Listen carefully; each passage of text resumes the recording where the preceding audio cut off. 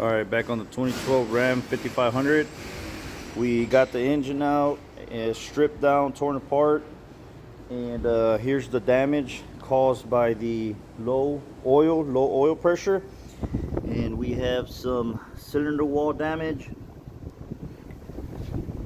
on most of the cylinders, not all of them.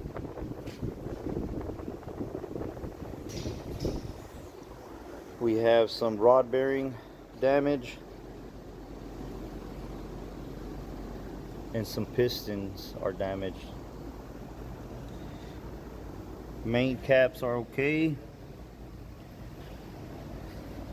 Crank's okay. Cam's okay. And the culprit right there. Bad turbo.